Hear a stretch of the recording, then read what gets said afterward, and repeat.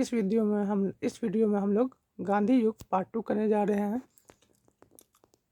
असहयोग आंदोलन की शुरुआत 1 अगस्त 1920 को तिलक की मृत्यु के साथ हुआ था।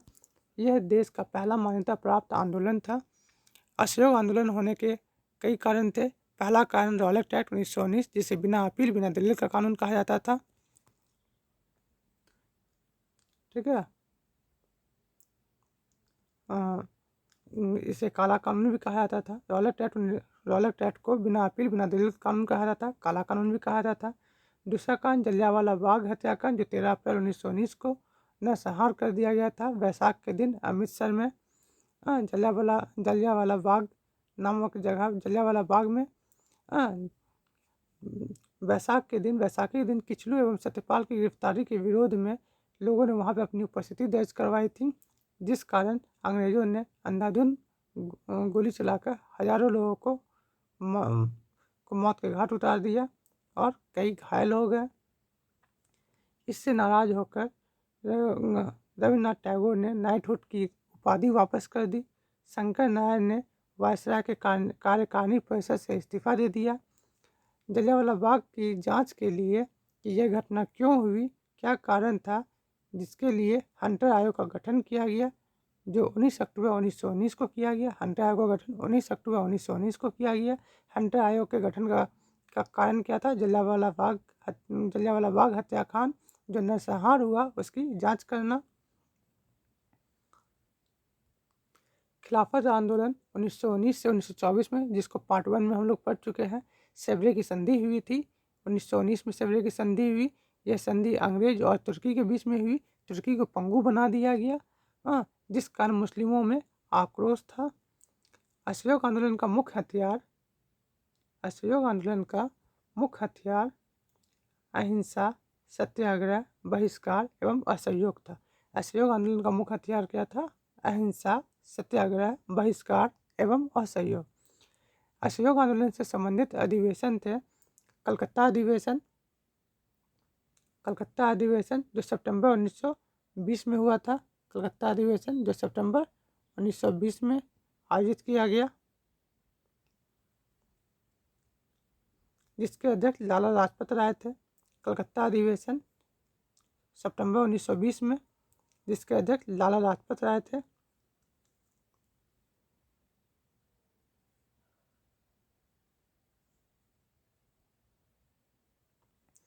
गांधी जी ने असहयोग प्रस्ताव पेश किया और गांधी जी ने अंग्रेज को शैतान बताया।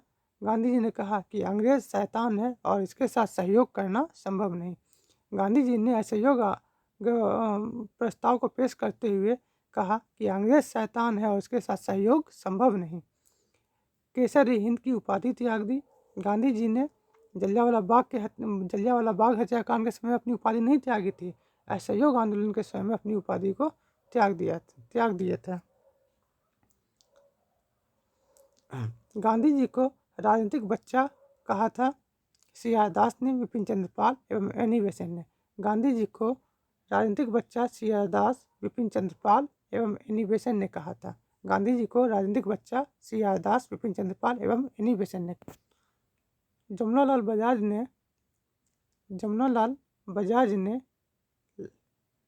बजाज ने राय बहादुर की उपाधि त्याग दी। असहयोग आंदोलन के समय में जमनालाल बजाज ने राय बहादुर की उपाधि त्याग दी। जमनालाल बजाज गांधी जी के दत्तक पुत्र कहे जाते हैं। असहयोग आंदोलन में अपना समर्थन देने वाले मुस्लिम नेता थे अबुल कलाम आज़ाद, जो हमारे देश के पहले शिक्षा मंत्री थे, शौकत अली, मोहम्मद अली एवं डॉक्टर अंसारी। असहयोग आंदोलन को समर्थन देने वाले मुस्लिम नेता थे अबुल कलाम आज़ाद, शौकत अली, मोहम्मद अली और डॉक्टर अंसारी। 1921 में तिलक स्वराज फंड की स्थापना किया गया था।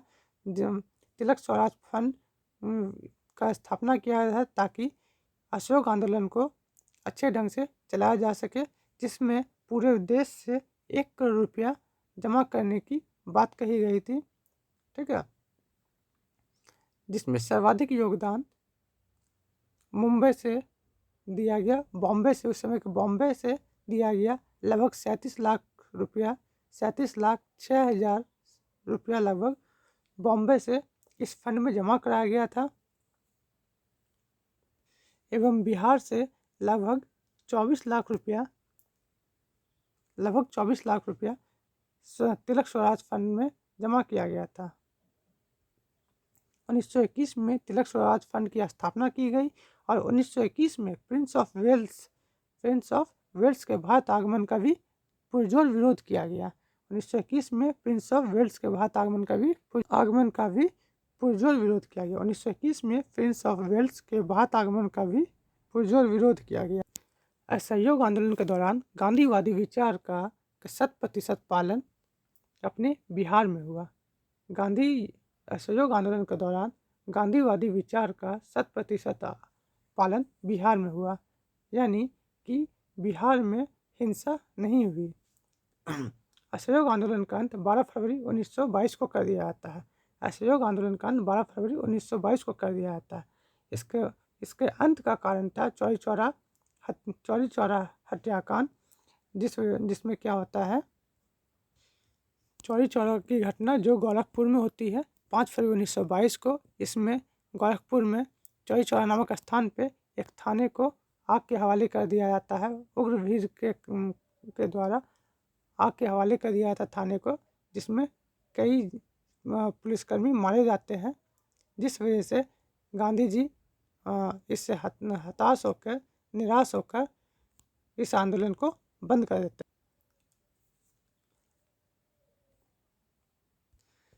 12 फरवरी 1922 को जब यह असहयोग आंदोलन को बंद कर दिया गया, तो गांधी जी के द्वारा मंजूषा प्रस्ताव लाया गया। 24 फरवरी 1922 को मुंजा प्रस्ताव लाया गया। 24 फरवरी 1922 को गांधी जी के विरुद्ध मुंजा प्रस्ताव लाया गया दिल्ली कांग्रेस की बैठक में।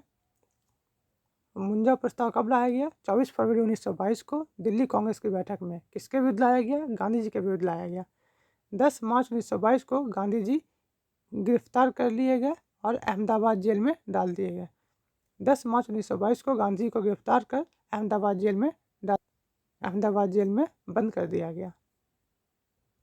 असहयोग आंदोलन को वापस लेने के में अलग अलग लोगों के द्वारा प्रतिक्रियाएं आई।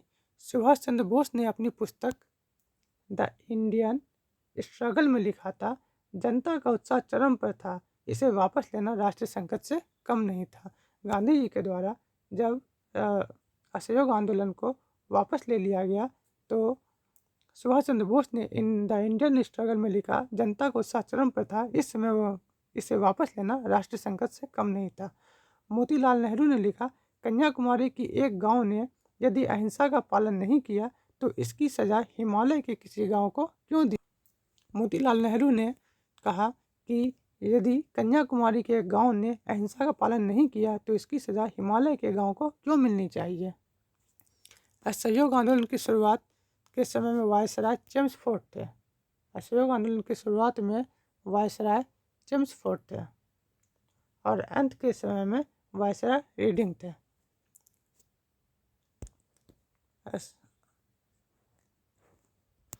असहयोग आंदोलन के समय ही नेशनल कॉलेज कलकत्ता की स्थापना की गई। असहयोग आंदोलन के समय ही नेशनल कॉलेज कलकत्ता की स्थापना की गई, जिसके प्रधानाचार्य सुभाष चंद्र बोस थे। नेशनल कॉलेज कलकत्ता की स्थापना हुई, जिसके प्रधानाचार्य सुभाष चंद्र बोस थे। इसी समय एनी बेसेंट, विपिन चंद्र पाल और जी.एस. खरपरे ने कांग्रेस छोड़ा था। इसी समय Annie Besant, Vipin Chandra Pal, GS. खरपरे ने कांग्रेस छोड़ दिया था। यह पहला आंदोलन था जिसमें महिलाओं ने बढ़ चढ़ कर हिस्सा लिया। यह पहला आंदोलन था जिसमें महिलाओं ने बढ़ चढ़ कर हिस्सा लिया।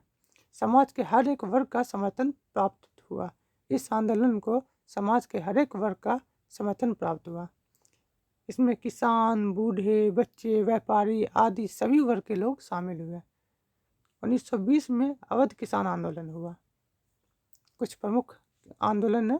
1920 में अवध किसान आंदोलन हुआ। 1920-22 में एका आंदोलन हुआ। 1921 में मोपला आंदोलन हुआ। 1920 में अवध किसान आंदोलन, 1920-22 में एका आंदोलन, 1921 में मोपला आंदोलन।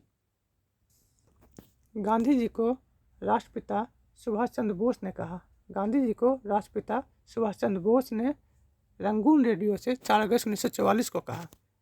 रंगून रेडियो 4 अगस्त 1944 में 4 अगस्त 1944 को रंगून रेडियो से सुभाष चंद्र बोस ने संबोधित करते हुए गांधी जी को राष्ट्रपिता की उपाधि दिया।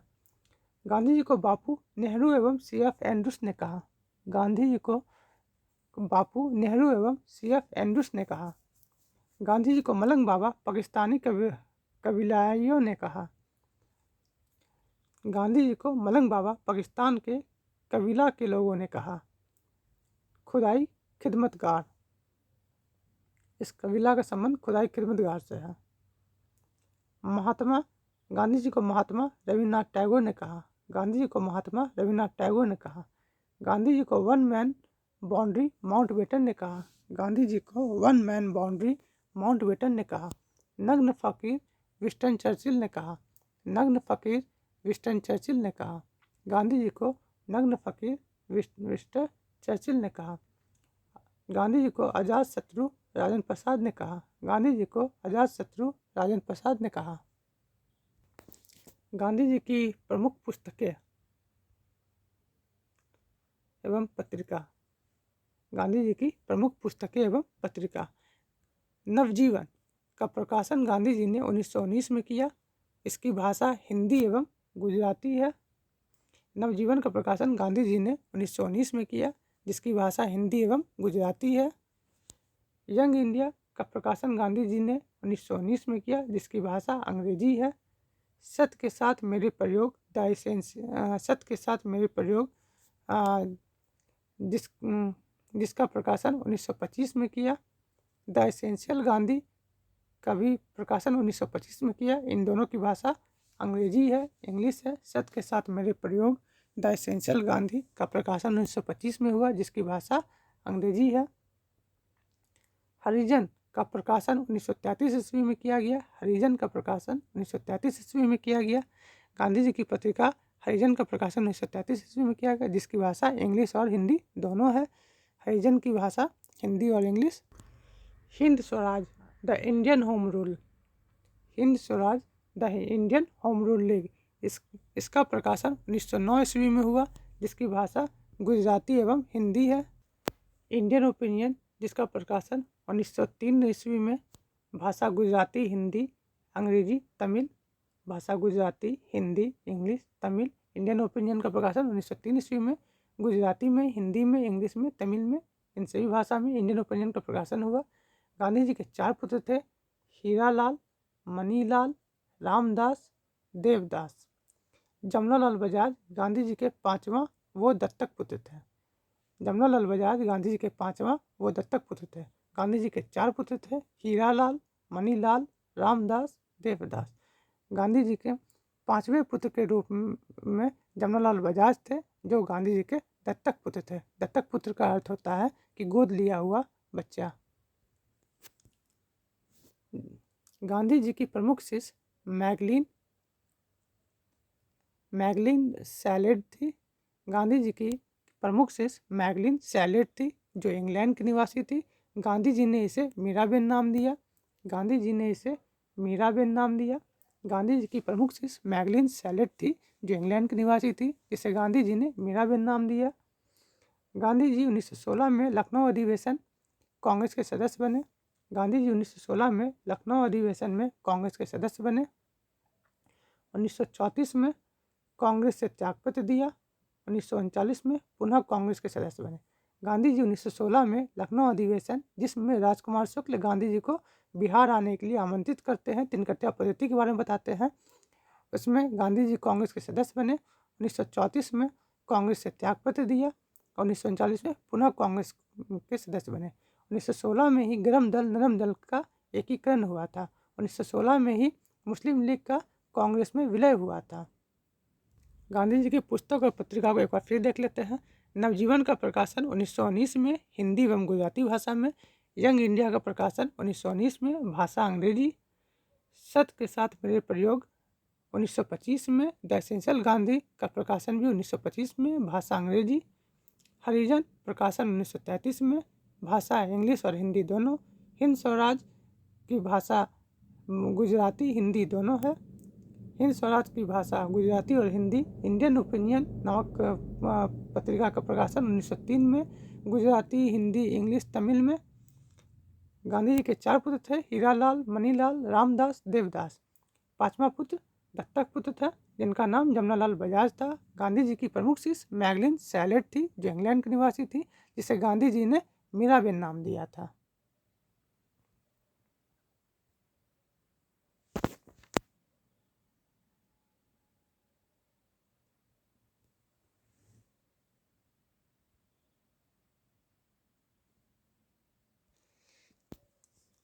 धन्यवाद। जय हिंद।